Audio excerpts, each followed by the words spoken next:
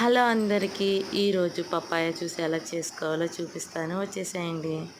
ముందుగా పప్పాయాని నీట్గా కడుక్కొని పైన ఉన్న తొక్క అంతా తీసేసుకొని ఇలా చిన్న చిన్న పీసెస్గా కట్ చేసుకోవాలి.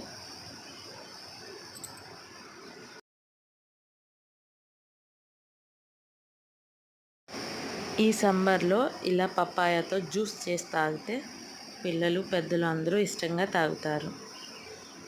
అన్నీ ఇదే సైజులో చిన్న చిన్న ముక్కలుగా కట్ చేసేసుకుందాం.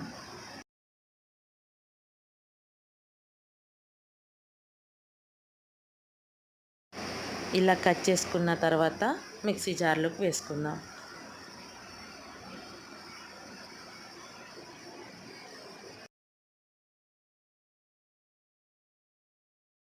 వేసుకున్న తర్వాత హాఫ్ కప్ షుగర్ యాడ్ చేసుకుందాం.